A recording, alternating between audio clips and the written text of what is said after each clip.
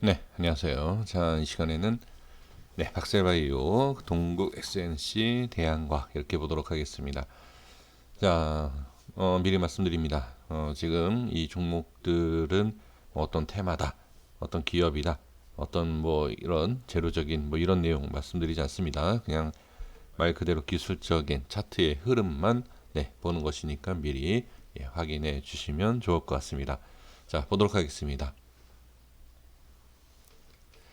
박셀바이오를 먼저 보도록 하겠습니다. 수급은 개인. 자, 개인이 최근에 매수를 많이 해줬습니다. 자, 시간 외에도 상당히 좋은 상승을 보여주는 것을 확인할 수 있고요. 5.6%면은 상당히 좋습니다. 이게 내일 거래량, 자, 어떠한 주가의 흐름이 있을지는 모르겠습니다. 그리고 이제 시작가가 얼마 형성이 되고 어떤 상황에서 어떤 위치에 갭을 띄우는지를 좀 지켜봐야 되겠지만 이 정도의 거래량과 그 다음에 5.6%의 상승을 적절하게 띄워서 수급만 좀 붙여준다라고 하면 장 초반에 상당히 강한 흐름을 보실 수가 있습니다. 그러면 그 장 초반의 흐름에서 우리가 대응을 해서 빨리 빠져나와야 될지 또는 이거는 미리 알 수 있는 게 없습니다. 내일 흐름을 봐야 되기 때문에 하지만 지금 이 상황에서만 본다라고 하면 우리가 시간 외에 이 거래된 것을 보고 매매를 우리가 계획은 할 수 있어요. 그래서 어느 위치를 보고 어디에서 어떤 식으로 주가가 흘러가고 수급이 붙는다. 여러 가지 상황을 보면 내일 매매를 해도 된다, 안 된다. 또 매도를 해야 된다. 아니면 좀 더 기다려 봐야 또 상관없다. 이 결론이 조금 나오죠. 그래서 내가 미리 말씀을 드리는 것입니다. 그래서 우리가 흔하게 알고 있는 개인이 매수를 하면 안 좋다. 제가 항상 말씀드리죠. 아니다. 개인이 매수할 때 상승하는 종목도 상당히 많다. 이렇게 제가 말씀을 드리고 있습니다만, 자, 그것을 좀 그러니까 부정하시는 분들이 좀 몇몇 분들이 계십니다. 이런 걸 좀 보셨으면 좋겠어요. 박셀바이오라는 이런 종목을. 개인이 올리고 그리고 개인 수급이 세력일 수도 있습니다. 그건 절대 알 수가 없어요, 미리. 그렇기 때문에 개인이 매수하기 때문에 또 개인이 매수해서 올렸기 때문에 빠진다. 네, 이렇게만 무조건 단정지어서 얘기할 수 있는 것은 아닙니다. 지금 흐름을 보며 말씀드려 보면 자, 이 모습 상당히 좋은 거예요. 그냥 지금 시간에 올라서라고 생각하시면 안 되고요. 그거랑 상관없습니다. 시간에 올라온 결과를 보고 말씀드리는 것이 아니라 여기에서 뭐 결과가 시간 외에 이렇게 빠졌다 하더라도 저는 그대로 말씀드릴 겁니다. 괜찮다고. 이거는 상당히 좋은 그림이다라는 것을 말씀을 드릴 수가 있습니다. 자, 이게 양봉만 나와서 좋다. 그것도 아니에요. 자, 갭 하락을 했기 때문에 이제 양봉이 나온 거지 꼭 이게 양봉이다라고 해서 좋은 게 아닙니다. 지금 여기를 보시면 아시겠지만 음봉이 이렇게 나와요. 전혀 상관없습니다. 그러니까 상승을 만들어주는 이 모양을 만들어주고 유지하고 그 다음에 지금 뭐 흐름으로 본다라고 하면 자, 이 자리에서 어떻게 계속 꾸준히 방향을 잃지 않고 그 다음에 단기적인 흐름으로 봤을 때도 어떻게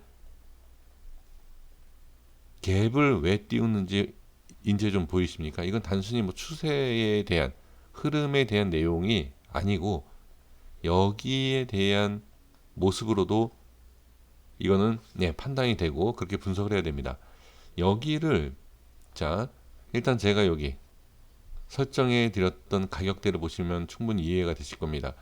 여기를 이렇게 올리는 과정 거래량이 상당히 좀 필요하겠죠. 그러면 갭으로 띄운다. 갭으로 띄운다라는 것은 일단은 쉽게 좀 올려보겠다라고 보시면 됩니다.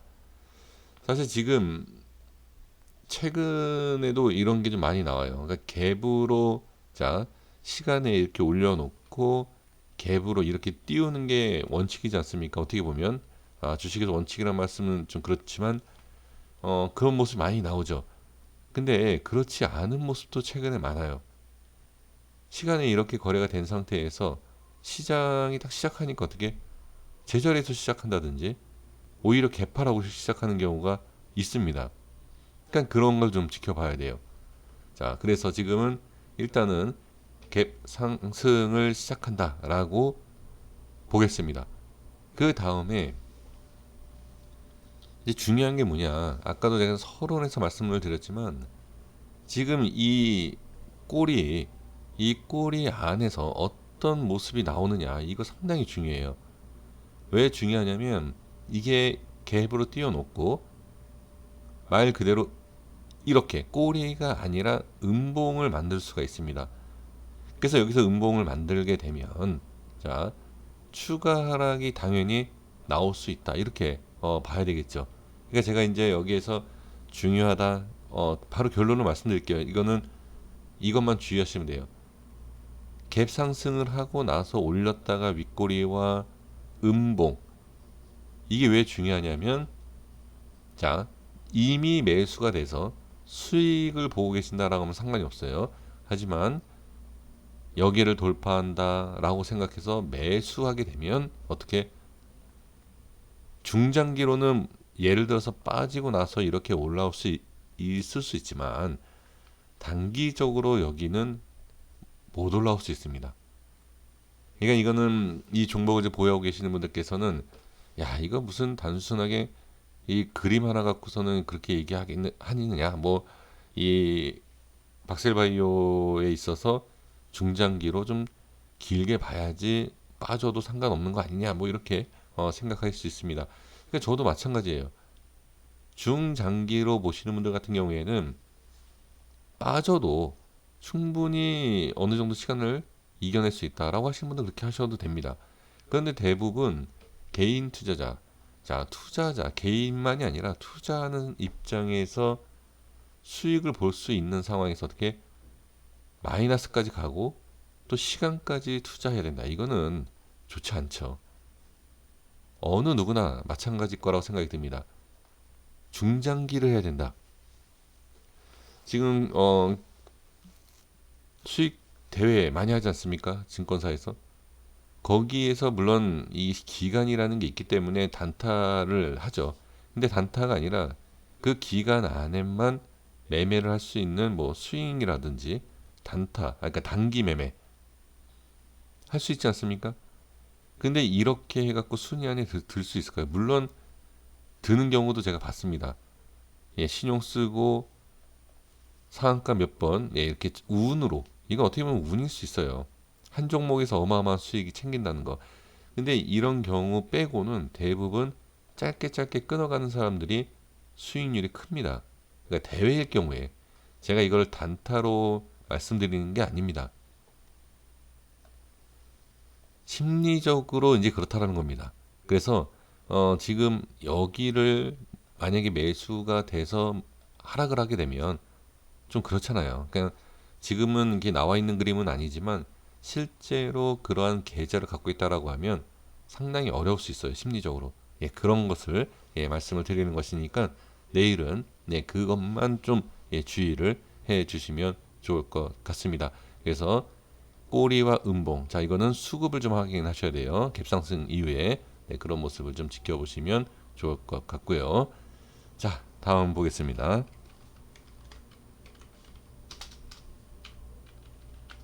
자, 동국 SNC 보도록 하겠습니다.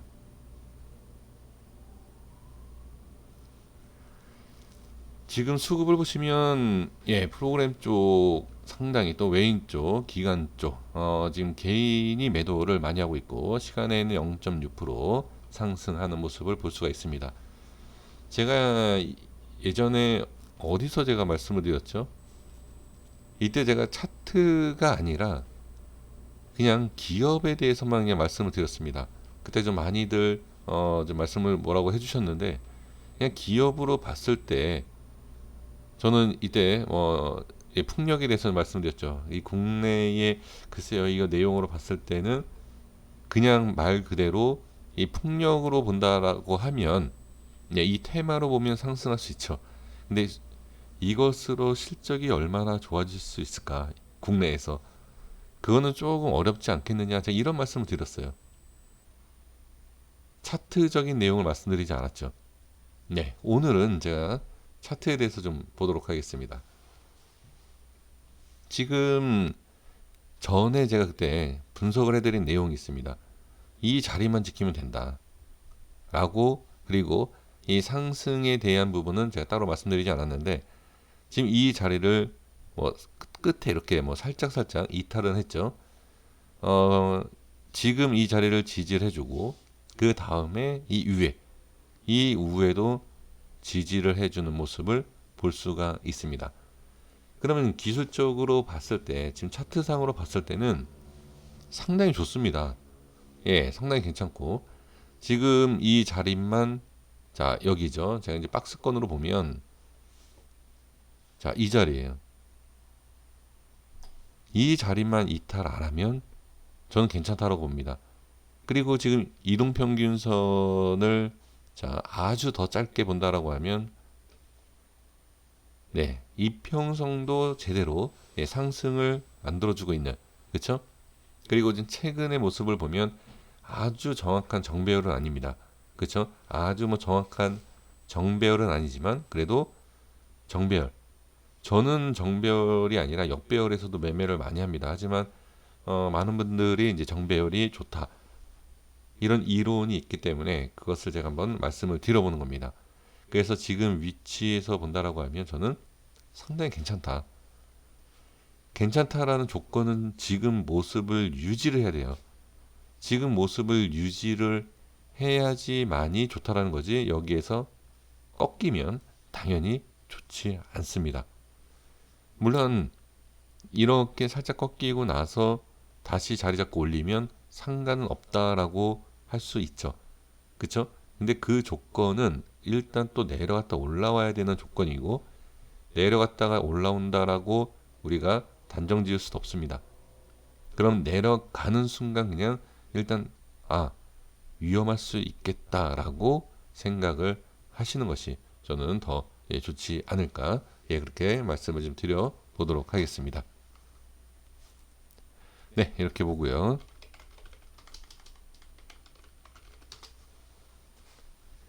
대형각 보겠습니다. 대형각 이렇게 많이 올랐는데 뭐하러 보느냐? 이거는 뭐 볼 필요 없다 이렇게 생각을 하실 겁니다.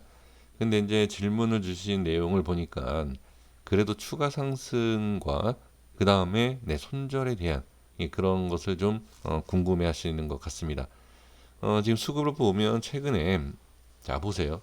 볼 거가 없다라고 하지만 개인은 이 자리에서 매수를 합니다. 왜 매수를 할까요? 위치상 상당히 올라갔는데 왜 매수를 하죠?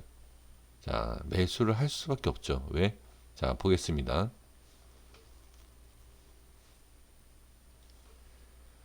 엄청난 상승을 했습니다.